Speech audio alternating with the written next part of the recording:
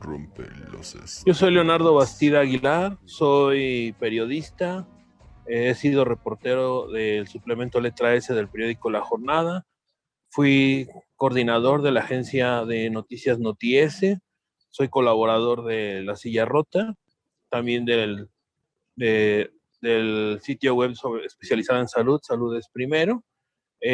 Soy de los integrantes fundadores de la Red Mexicana en contra de la criminalización del VIH-Sida. También recientemente he fundado la Red Latinoamericana de Periodismo sobre VIH y SIDA. He sido coordinador del primer curso internacional a nivel América Latina de la materia. Y bueno, pues he trabajado el tema de VIH desde hace casi 15 años en los medios de comunicación, trabajando en la divulgación de la información científica que surge alrededor del tema del VIH, pero también dando un enfoque de derechos humanos y tratando de ponerle rostro a la pandemia a través de las historias de las personas. Soy historiador de formación, soy un apasionado de las artes, de la cultura, del cine, y pues sobre todo me encanta y lo que me apasiona en esta vida es poder tejer historias.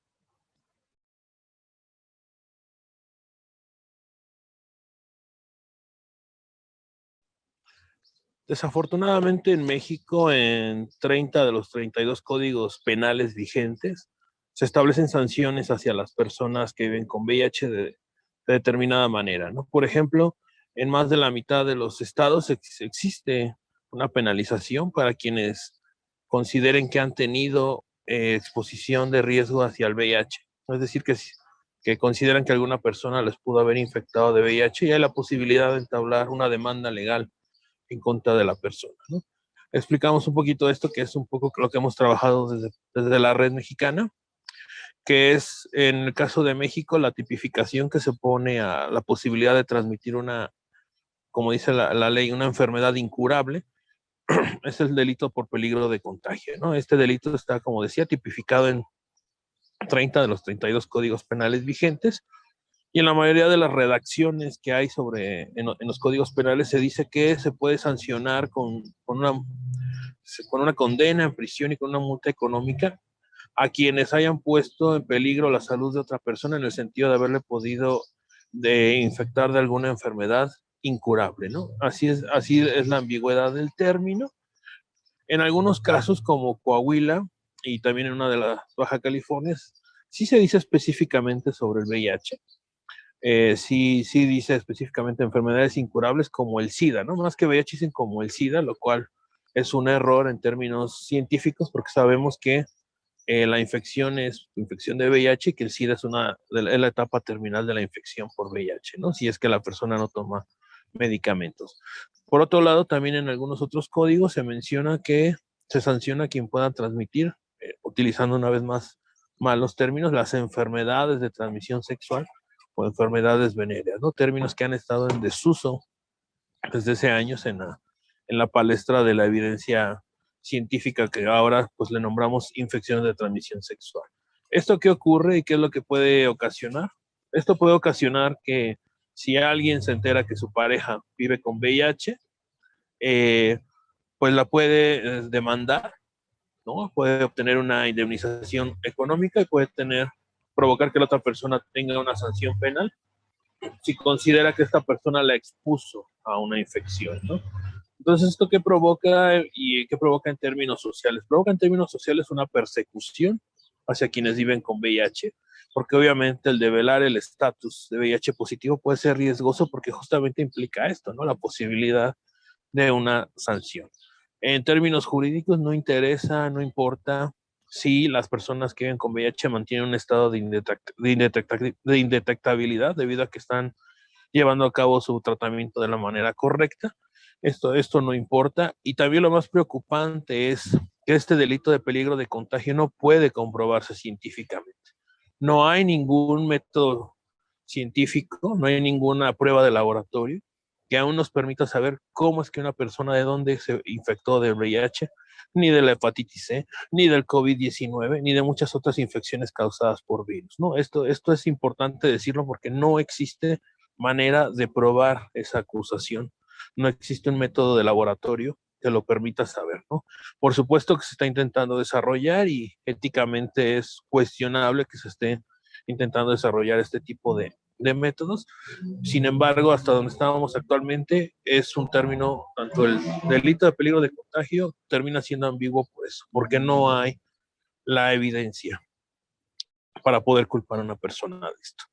Para ejemplificar, en el caso de México, se han detectado a través de una investigación que se hizo en letra S hace algunos años, se publicó hace 4 años la primera versión, donde se comprobó que en el caso de México al menos 45 personas han sido procesadas por este delito de peligro de contagio.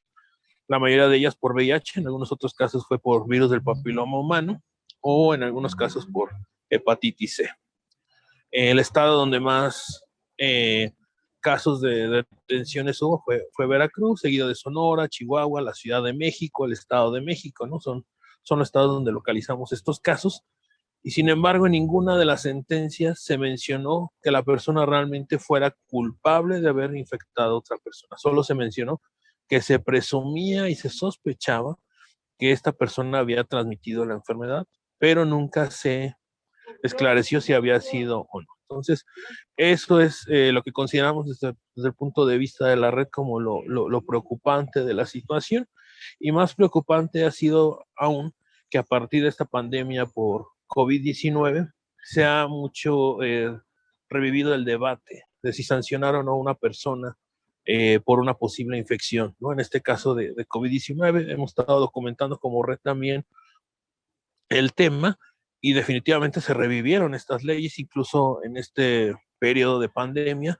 En Nuevo León se incrementaron las penas para quien pudiera transmitir una infección, por ejemplo, al doble, y en otros estados se intentó imponer estas leyes como medida sanitaria para prevenir las transmisiones de COVID-19. Obviamente esto afecta de manera directa a las personas que viven con VIH porque las hacen más vulnerables, ¿no? Entonces, en estos momentos consideramos como red que si bien ha habido algunas ganancias en términos de derechos, porque ha habido sentencias de la Suprema Corte en contra de este tipo de leyes, también la realidad es que se han revivido los debates y eso nos está causando una enorme preocupación, porque definitivamente cuando termine la pandemia por COVID-19 van a quedar estas leyes modificadas y van a seguir afectando a las personas que viven con VIH, haciéndolas más vulnerables ante la ley y sobre todo provocando algo que es lo que ya no queremos que ocurra, que haya esta invisibilización de las personas que viven con VIH, este silencio, esta condena social de decir, no, prefiero no decir mi estatus, no revelar mi estado serológico, porque me puede traer consecuencias muy graves, ¿no?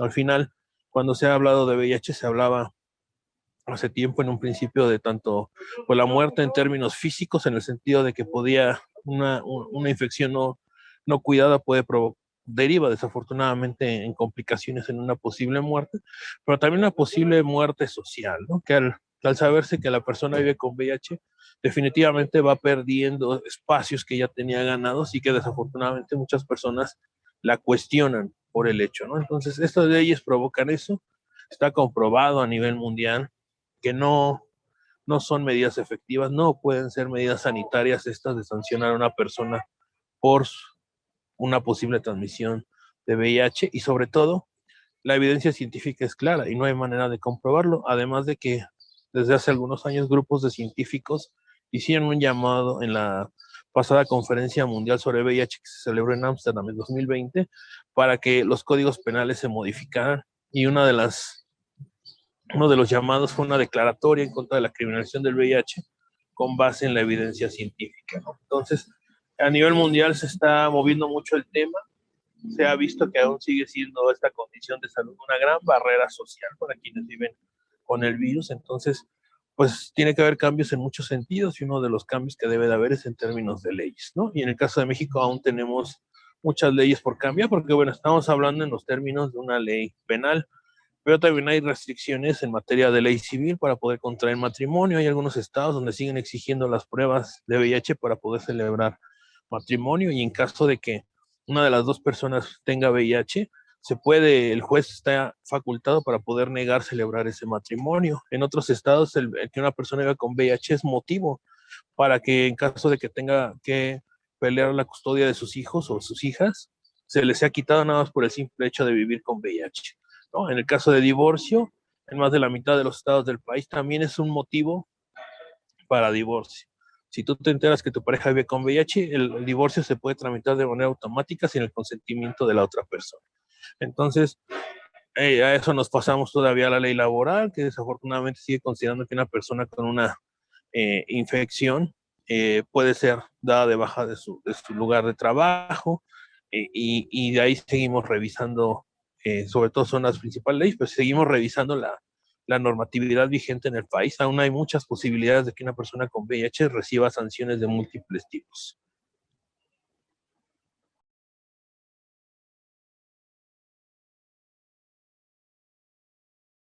Yo hace tiempo, bueno, ahora sí que voy a comenzar con una historia como es mi costumbre. Conocí un vigilante en una plaza comercial ubicada en Mazarik y Ejército Nacional, en Polanco, en la Ciudad de México. El vigilante pues llevaba años trabajando en esta tienda de ropa, donde pues él se dedicaba a cuidar la puerta, a revisar que nadie se llevara algo sin pagar. Todo el mundo lo conocía, era muy amigo de todas las personas ahí de esa plaza, Plaza Antara, para ser concretos. Entonces él, pues, en algún momento empieza a presentar complicaciones de su salud, se retira un tiempo para recibir la atención médica. En el hospital lo detectan como VIH positivo. Él regresa después de unos meses a su fuente de trabajo, a esta tienda donde él trabajaba. Y bueno, pues obviamente él notifica la situación porque pues tenía que salir más o menos cada 15, 20 días a su consulta médica, ¿no? Entonces, bueno, pues él lo notifica, le dicen que no hay problema, pero que pues habría que tomar algunas medidas. ¿Cuáles eran estas medidas? Uno, pues que le sugerían pues ya no compartir los utensilios de la cocina que tenían en esta tienda en la hora de la comida, sino que pues él podría llevar sus propios insumos, sus propias cucharas, sus propios tenedores, sus propios toppers, ¿no? Y sus propias servilletas.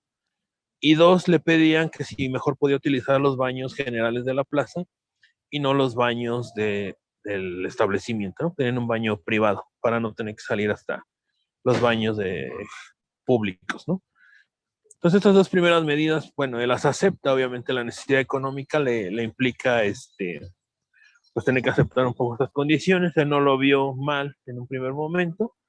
Sin embargo, después se comienza a dar cuenta que empieza a haber como muchas trabas para su desempeño, lo empiezan a acusar de que no cumple bien con su trabajo, de que no está cubriendo al 100 como antes, que ha bajado su productividad, que en fin le empiezan a poner muchos pretextos hasta que después de tanto acoso, de estarle cambiando los turnos, de estarlo haciendo trabajar todos los fines de semana, de estar cometiendo muchas irregularidades que antes él no sufría, porque pues, obviamente no había problema. Él era el favorito del gerente de la tienda y de repente pues lo ponían incluso a limpiar y a cosas que él no tenía que desempeñar. Pues él terminó por renunciar ante tanto acoso laboral, ¿no? Muchas semanas sin descanso, más estas condiciones como de segregación, además de que ya nadie lo quería ni saludar, que no le hablaban bien. Entonces todo esto generó un entorno donde él pues tuvo que optar por renunciar, ¿no? Para él, cuando yo platiqué con él, me decías que lo que era un trabajo que nos llevábamos todos muy bien se convirtió en un infierno para mí porque yo me sentía juzgado todo el tiempo. Además de que obviamente por todos lados sus compañeros pues tengan cuidado con el sidoso, no les vaya a pegar algo, no se nos vaya a infectar, desinfecten la ropa que tocó, en fin, muchos comentarios. Entonces obviamente pues él terminó por irse y pues incluso terminó por irse de la ciudad y buscar otro estado donde poder pues, vivir sin que fuera cuestionado, ¿no? Entonces, como él, hay muchos ejemplos que he conocido y también he conocido otros tipos de cuestiones, ¿no? Por ejemplo, quienes aplican a procesos para ingresar a alguna empresa, ¿no? Los casos más recientes, muy visibles, son como de Volaris, donde se ha descubierto que están aplicando pruebas de VIH en secreto, sin consentimiento informado de por medio, pero eso también se hace en muchas otras empresas, ¿no? Que se aplican pruebas de VIH y de embarazo sin el consentimiento de las personas y que son un requisito de este famoso examen médico que les apliquen para poder ingresar. Obviamente, he conocido casos en televisoras, en aerolíneas y en otro tipo de empresas donde pues hacen esto y cuando la persona es detectada VIH positiva, pues simplemente se dejan de comunicar con ella, ¿no? En varios casos, tanto en una televisora en su momento que fue TV Azteca, como ahora en esta aerolínea Volaris, y hay algunas otras tiendas departamentales que también lo han hecho, ya han contratado a la persona y de repente se desaparece, ¿no? Entonces, más o menos la historia siempre es que van bien, aprueban los créditos, hacen pues ya el proceso de contratación, hacen los exámenes y todo, y de repente, nada más falta que vayas al laboratorio, vete al laboratorio, preséntate, y días después ya no les toman la llamada, ya no les contestan los correos, en algunos casos incluso ya había un precontrato firmado y simplemente se deshace, ¿no? Esto es muy preocupante porque al final es una vulneración de derechos humanos en varios términos. En primer lugar, esta aplicación de una prueba de VIH sin consentimiento informado viola totalmente la Ley General de Salud, a la norma oficial mexicana 010, que es referente al tema del VIH, porque toda prueba de VIH en este país debe hacerse bajo el esquema de un consentimiento informado. O sea, la persona debe de saber que se le está aplicando este tipo de prueba. Sobre todo porque quienes no sepan su estado serológico, obviamente puede causar un shock en la persona. Entonces, pues no, estas pruebas no se elaboran de manera ligera por todas las consecuencias que puede traer saberse vivir con VIH, ¿no? Además de que obviamente se necesita una preconsejería y una posconsejería después de este tipo de pruebas. Entonces se ha dado documentación y se ha visto que obviamente hay una vulneración total a derechos humanos en estos procesos, ¿no? Ya al respecto, incluso pues un organismo como el Instituto Mexicano del Seguro Social tenía esta práctica, ¿no? Y fue una práctica que fue denunciada hace poco y que el caso llegó hasta la Suprema Corte y el argumento que daba el IMSS era de que pues era para cuidar la salud de las y los pacientes, ¿no? Decían es que, y estamos hablando de una institución de salud, el que hecho que dijera una institución de salud que pues a lo mejor una persona que vive con VIH podía infectar a los pacientes, creo que nos habla de la gravedad del problema, ¿no? Obviamente esto no ocurre, el VIH no se transmite por un contacto entre personas, a menos que sea un contacto sexual, y en definitiva, pues yo veo difícil que esto ocurriera en una institución de salud, ¿no? Entonces, ¿qué ocurre cuando pasa este caso que llega hasta la Suprema Corte? Pues se dice, si tanto te interesa el cuidado de las y los pacientes, pues puedes aplicar este tipo de pruebas una vez que has contratado a la persona y obviamente lo haces bajo términos de garantía de confidencialidad. Y esto, pues, ¿para qué serviría? Para que tú mismo, como persona que contratas a otra persona, pues estés enterado de su condición de salud y le pudieras permitir ir a sus consultas y tomar toda la asistencia médica que necesite. Si no, pues no tiene otra finalidad este tipo de pruebas, ¿no? Hay otros casos muy lamentables que también están ahorita, desafortunadamente, todavía en proceso, que es el que sufren los trabajadores de las industrias de la bebida y de los restaurantes, ¿no? También hay un caso en Veracruz, el de Jorge, donde es alguien que trabajaba en centros nocturnos y por ser establecimientos donde se venden bebidas y alimentos, se le prohíbe a las personas con VIH laborar, bajo el mismo argumento de que pueden provocarle a otra persona un peligro a su salud por tener contacto con los alimentos y bebidas que va a ingerir, ¿no? Entonces, ¿qué pasa? Que en muchos lugares del país todavía en esta industria se les exigen pruebas de VIH. Estas sí son abiertas, no son escondidas, pero se les exige cada 6 meses a los meseros, cocineros y otro tipo de personal que tenga contacto con alimentos, pues realizarse la prueba de VIH bajo el argumento de que con esto se garantiza que las personas comensales pues, no van a tener problemas de salud, al menos de VIH, ¿no? Entonces, en el caso de él, una persona que se detecta VIH positiva en estas pruebas que se elaboran de manera semestral, pues en cuanto se sabe su diagnóstico, le retiran cualquier posibilidad de trabajar en el rubro. Y pues obviamente para una persona que se ha dedicado por más de 20 años a la industria de los alimentos y las bebidas, pues encontrar otro trabajo que le garantice el mismo estatus económico resulta difícil, ¿no? Porque pues, toda su experiencia laboral está volcada en este tema. Y aquí lo más curioso es que los propios municipios se han negado a reconocer que esta medida no es válida, ¿no? Incluso han rechazado ya las propuestas de las recomendaciones de la Comisión Nacional de Derechos Humanos en varias ocasiones. Ahorita está a la espera que el Senado se pronuncie al respecto, pero han argumentado que jamás van a poner en peligro la salud de la población por una sola persona, ¿no? Entonces volvemos a lo mismo. El VIH sigue siendo considerado un problema que además yo a veces cuando reflexiono al respecto pienso, pues, no son personas taumaturgas, ¿no? Las personas que tienen VIH no porque te toquen ya te van a infectar, ¿no? Hay todo un proceso que sabemos ya de cómo son las posibles infecciones por VIH, por una transfusión, por una relación sexual sin protección, eh, o a veces por contacto con agujas contaminadas, ¿no? O sea, las fuentes de transmisión son muy claras y desafortunadamente todo esto también deja ver la gran ignorancia que hay en la materia, ¿no? Y que se traduce en vulnerar la economía de las personas, ¿no? Porque al final el meterse en cuestiones laborales que les deje sin posibilidad de desarrollarse económicamente, pues obviamente les genera también una situación de vulnerabilidad económica. Entonces, no hay, desafortunadamente, un registro de cuántas personas que viven con VIH han sufrido este tipo de situaciones en el ámbito laboral, pero yo podría decir eh, que al menos unas 4 o 5 de cada 10 han tenido que padecer alguna situación en su espacio laboral de esta magnitud, ¿no? E incluso en instituciones públicas, como ya lo mencioné, en instituciones de salud. Otro caso que también me llegó del Estado de México, donde una amiga develan su estatus, lo hacen público sin avisarle a ella.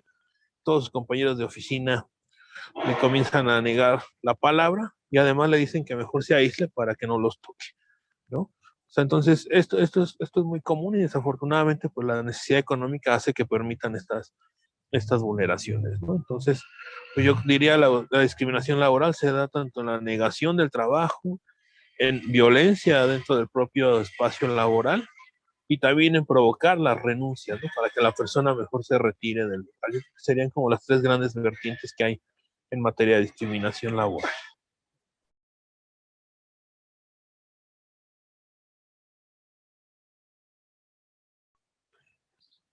Creo que la narrativa alrededor del VIH por muchos años estuvo sustentada en estas historias de muerte, ¿no? Por muchos años los medios de comunicación cubrieron el tema hablando de él como de una tragedia,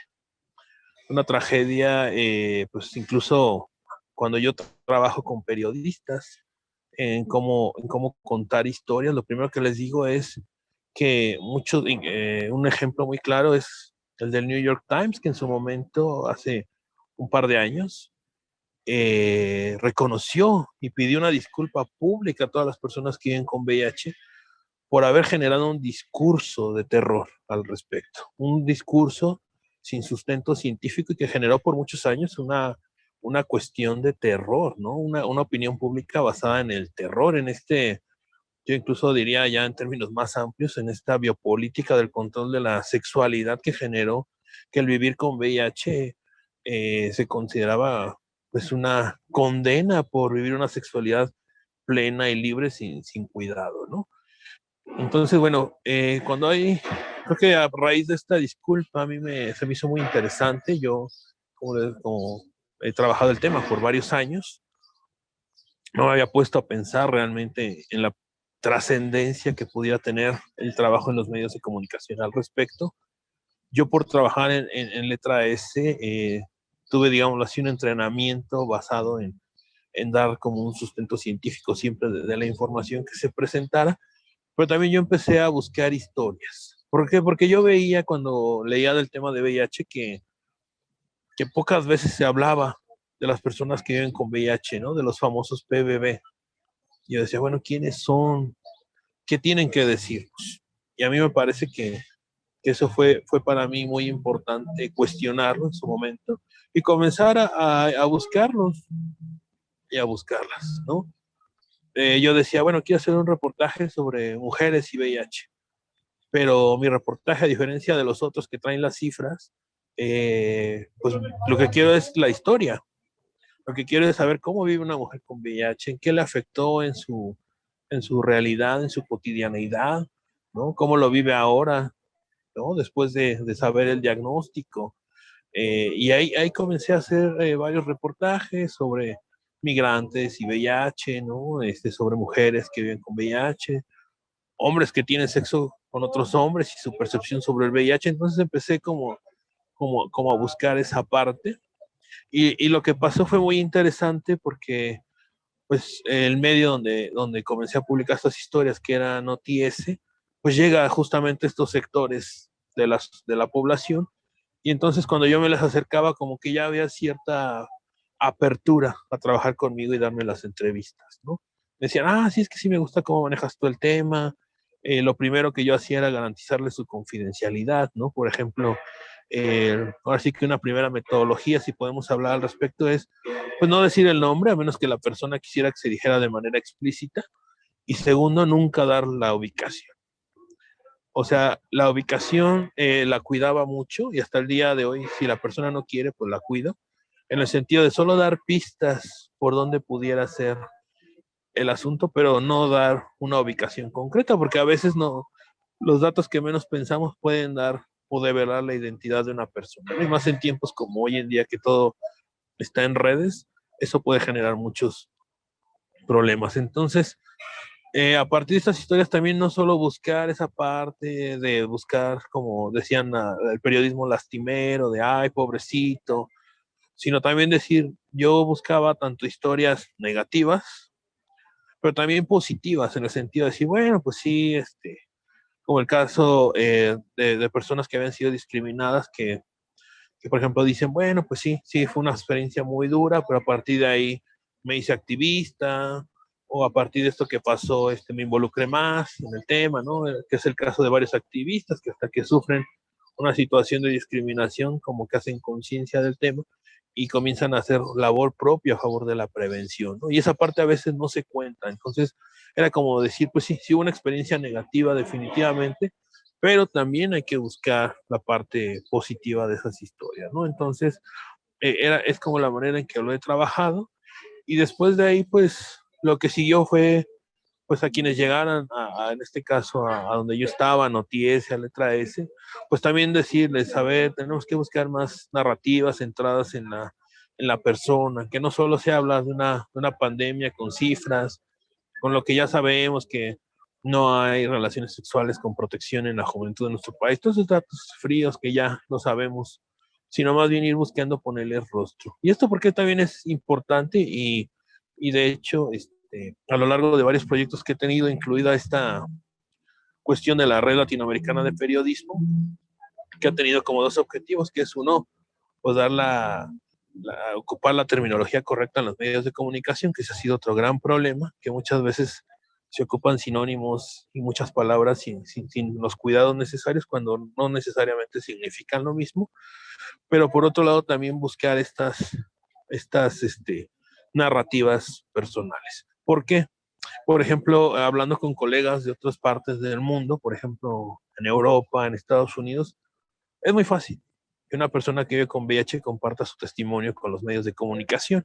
Incluso son parte de campañas, son activistas, son personas que no le ven tanto problema a veces a compartir sus historias de vida. Pero el caso de América Latina es muy diferente. Como decíamos, aquí no hay la intención de visibilizarse, sino por el contrario. Mientras menos se dé cuenta la gente de que yo vivo con VIH, es mucho mejor para mí. Entonces, eso es como la parte con la que ahorita me gusta estar trabajando, que es decir, pues hay que tratar de sacar esas historias. Hay que vencer también esas barreras que a veces te ponen los medios de comunicación de quiero toda la información, quiero sus datos, quiero su nombre completo, quiero su edad, quiero su domicilio.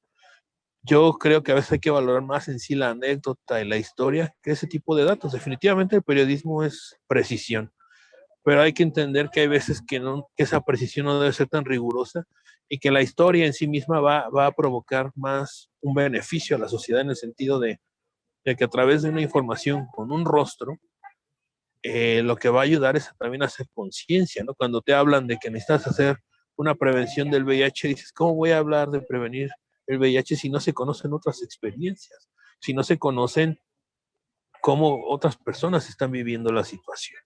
O sea, con solo una campaña donde te digan que que si no usas condón te vas a infectar de VIH, me parece que a veces no es suficiente. También se necesita conocer lo que le pasó a las personas y aprender a través de sus vivencias de la situación. Por ejemplo, el tema de VIH no es un tema muy tratado en las escuelas, ¿no? O sea, realmente en la currícula escolar es muy corta la duración que tiene y son muy poquitos espacios los que, los que se le dan. Entonces, pues a los medios de comunicación también son espacios donde se puede, yo no diría que tienen un papel educativo en sí, pero sí pueden tener un papel de sensibilización y un papel de visibilización. Y entonces por eso es que he considerado importante rescatar las historias, ¿no? Por eso es que también además se necesita también, como decía en un principio, quitar esta visión negativa, ¿no? O sea, sí son experiencias que pueden dejar impacto en la vida de unas personas, pero también las personas viven estas trayectorias, ¿no? En un sentido más como antropológico, de lleva una trayectoria y en esa trayectoria de vivir el padecimiento, la enfermedad y la situación, también generan sus propias respuestas, ¿no? Respuestas que no necesariamente tienen que ver con las cuestiones médicas, que también eso es muy importante, no solo centrar las historias de las personas que viven con VIH en sí, en el tema de la medicalización, ¿no? Hay muchas otras cuestiones, por ejemplo, cuando hablas con mamás que viven con VIH y han tenido a sus hijos, pues no solo es hablar de si tuvo o no miedo del embarazo y todo eso, sino también a ver cómo lo viviste, toda la información que te dieron, qué planes tienes a futuro con tu hija o hijo, cómo era antes, o sea, en fin, hay muchas cuestiones, ¿no? Y creo que también como, como, como reportero, como indagador de la información, pues tienes también que empaparte un poquito de la información y hacer las preguntas más que en un sentido de entrevista en sí, pues también tienes que llegar y dialogar y ser cordial y buscar platicar, ¿no? A veces en estas narrativas pueden surgir también de que tú generas confianza con las personas, porque las personas te van compartiendo anécdotas de su vida que a lo mejor si ven una solo la grabadora enfrente, no te las compartirían, ¿no? Sino que más bien tienes que generar también un ambiente de, de confianza. Entonces, yo creo que la narrativa se puede construir así y yo he visto que funciona mucho aplicando técnicas etnográficas, como las que ocupa la antropología, la rigurosidad del periodismo, de la historia, y también un poco pues la contextualización que ofrece la sociología, ¿no? Entonces yo diría que en estas narrativas se pueden aterrizar desde varios puntos de vista la, las historias, sin dejar a un lado, por supuesto, el arte, ¿no? Pues también el arte de tejer la historia que te puede ofrecer los géneros literarios, las técnicas literarias, y la aplicación de ciertas técnicas, pues obviamente también pueden ayudar a contar estas historias de la mejor manera. Entonces, yo que diría que son narrativas interdisciplinarias, son narrativas muy centradas en lo humano y que creo que son narrativas que nos pueden ayudar justamente a ir también venciendo estos obstáculos de la discriminación. Las personas no se van a dar cuenta que existe discriminación y segregación hasta que no lo ven en una historia reflejada, ¿no? Eso estoy convencido y me parece que pues por ahí hay que seguir trabajando.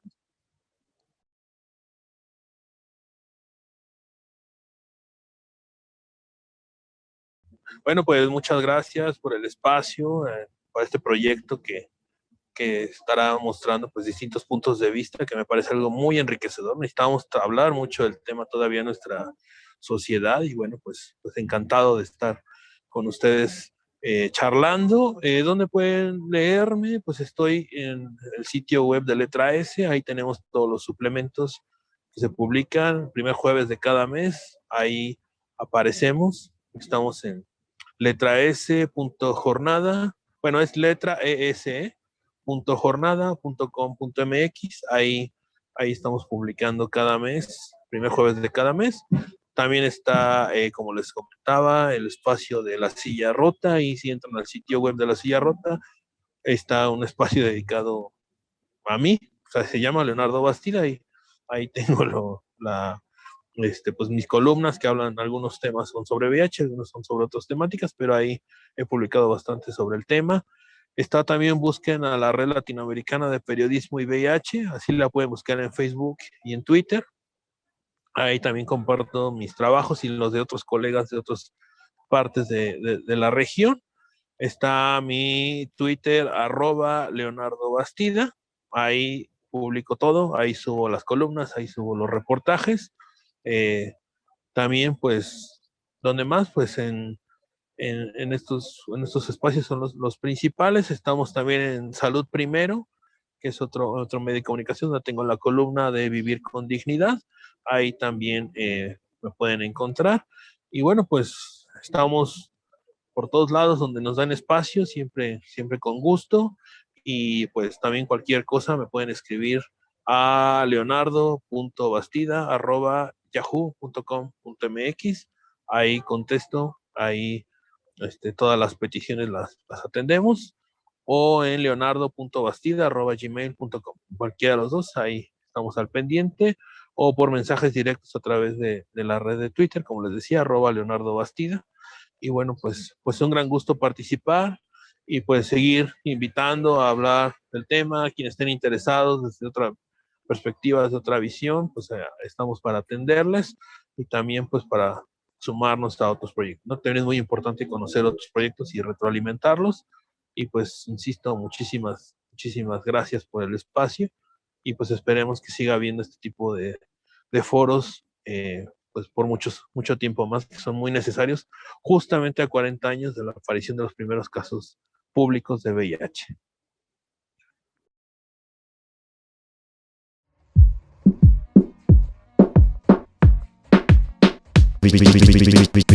Bichotas.